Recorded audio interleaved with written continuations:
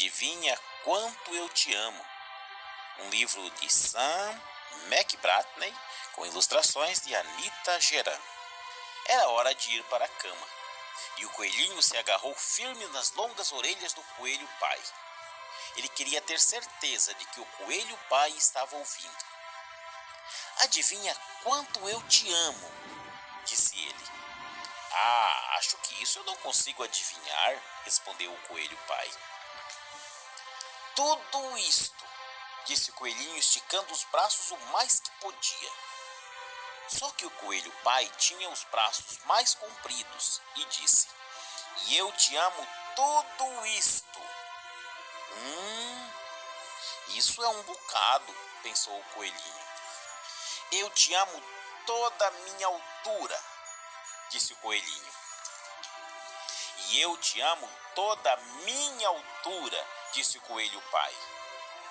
Puxa, isso é bem alto, pensou o coelhinho. Eu queria ter braços compridos assim. Então o coelhinho teve uma boa ideia. Ele se virou de ponta cabeça, apoiando as patinhas na árvore. Eu te amo até as pontas dos dedos dos meus pés. E eu te amo até as pontas dos dedos dos teus pés, disse o coelho pai, balançando o filho no ar. Eu te amo à altura do meu pulo, riu o coelhinho saltando para lá e para cá. E eu te amo à altura do meu pulo, riu também o coelho pai e saltou tão alto que suas orelhas tocaram os galhos da árvore. Isso é que é saltar, pensou o coelhinho, bem que eu gostaria de pular assim. Eu te amo toda a estradinha, daqui até o rio, gritou o coelhinho. Eu te amo até depois do rio, até as colinas, disse o coelho pai. É uma bela distância, pensou o coelhinho. Ele estava sonolento demais para continuar pensando. Então ele olhou para além das copas das árvores, para a imensa escuridão da noite. Nada podia ser maior que o céu. E eu te amo até a lua, disse ele, e fechou os olhos. Puxa, isso é longe, disse o coelho pai. Longe mesmo. O coelho pai deitou o coelhinho na sua caminha de folhas. Então se inclinou para lhe dar um beijo de boa noite. Depois deitou-se ao lado do filho e sussurrou sorrindo: Eu te amo até a lua. Ida e volta. Fim da história. Então, vocês assistiram? Não é linda essa história? Agora, vamos conhecer um pouquinho sobre interpretar esse texto. Vamos falar um pouquinho sobre a ideia central, sobre ler e compreender essa narrativa, sobre cenários, sobre personagens. A gente vai conversar um pouco sobre essa obra. Adivinha quanto eu te amo? Nessa obra, o autor Sam McBratney e a ilustração de Anita Geran. Percebam comigo um pouquinho sobre os detalhes dessa obra. Eu tenho os autores, que é Sam McBratney e é do Reino Unido. O assunto foi classificado como literatura infanto-juvenil. A ilustradora é Anita Geran.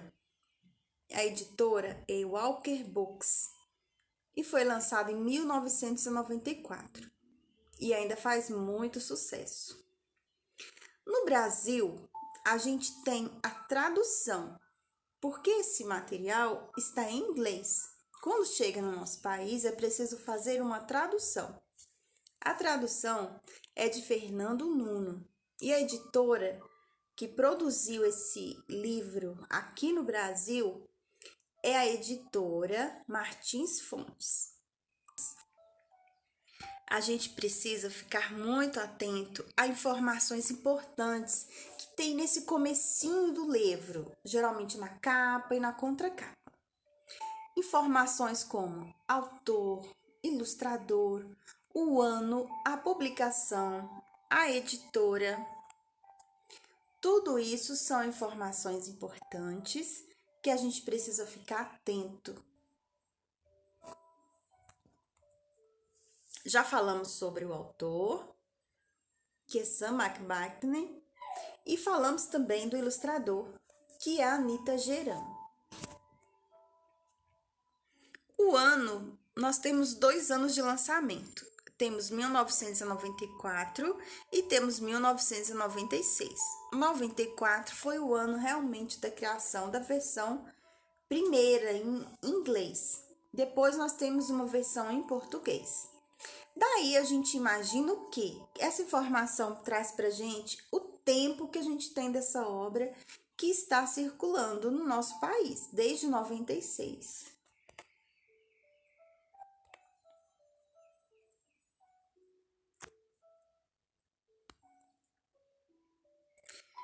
Todas essas informações são elementos básicos para interpretar o texto.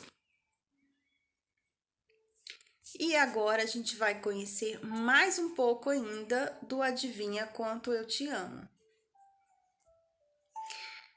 Como é que essa história foi passada para a gente? Vamos pensar um pouco? Vamos pensar em tudo que é importante e tudo que foi colocado nesse livro. São as informações do livro.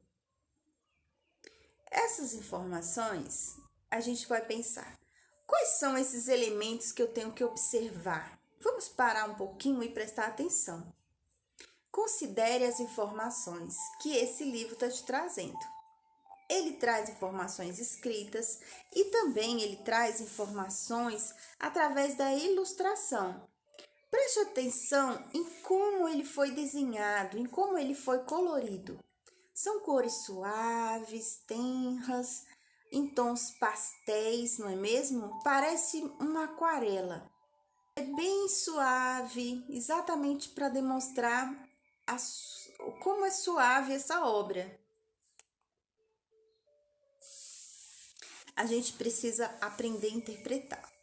Porque a interpretação, ela é essência para você entender todo aquele livro, toda essa obra. Quando a gente quer interpretar alguma obra, a gente pensa em algumas etapas. Essas etapas são muito importantes. Eu tenho tudo que a gente já falou. Elementos da obra, o autor, o ilustrador, o ano, a publicação e a editora. A gente tem os personagens, que nesse caso são apenas 2 personagens. Eu tenho o pai coelho e o filho coelho. Todo o desenvolvimento desse livro, a gente vai começar a conversar sobre isso. E também o desfecho. Então, nós temos a primeira parte, que é a introdução do livro, temos um desenvolvimento e temos um desfecho. Geralmente, todas as obras, elas seguem mais ou menos esse fluxo.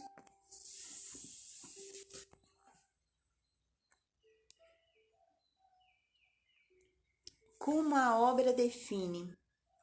Quando eu vou pensar em fazer uma análise, eu tenho que pensar: quem é que está nesse livro? Do que ele está abordando? O que é, na verdade, essa obra? Quando é que se passa essa obra? Passa num ano, num dia? Como é que é isso? E por quê? Qual que é a mensagem que o autor quer passar para a gente? Os personagens, na verdade, é a trama central de tudo. Quando a gente quer produzir, quando a gente quer entender, a gente tem que pensar primeiro nos personagens.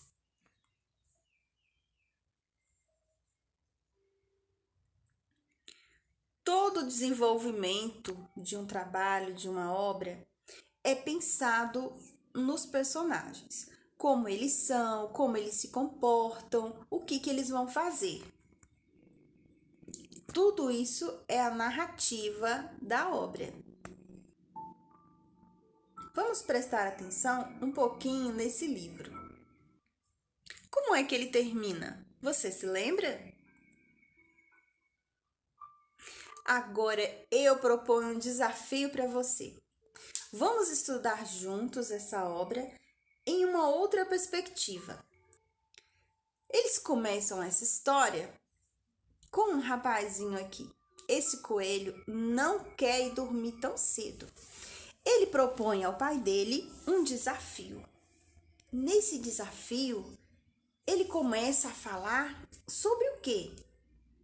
Sobre o sentimento dele. É isso mesmo. Ele começa a dizer: adivinha o quanto eu te amo. E ele começa a usar o seu próprio corpo para poder expressar isso. Olha só, ele usa uma medida de largura. Adivinha o quanto eu te amo. Ele abre os braços e diz isso. É isso tudo aqui. O pai do coelho fica pensando: mas ele é muito maior. Então ele dá uma braçada e mostra para o coelhinho que o amor dele também é assim, do tamanho dos braços abertos. Ele continua esse desafio e fala: mas o meu amor é dessa altura e se estica bastante. Ele também propõe uma medida de comprimento, a medida dele mesmo. A altura também é uma medida matemática. O pai do coelhinho também usa essa medida para comparar o que ele sente e mostra que ele é muito maior. Nessa brincadeira, eles fazem giros, saltos, pulos, tudo isso para comparar o seu sentimento. E realmente, essas são medidas que a gente ainda usa até hoje, para a gente poder definir alturas. Quando ele vê que não dá mais para usar o corpo dele para poder medir esse sentimento, ele começa a observar tudo ao seu redor. Observa que existe uma estradinha. Nessa estradinha, leva lá longe. Dá para ver uma casinha bem pequena até.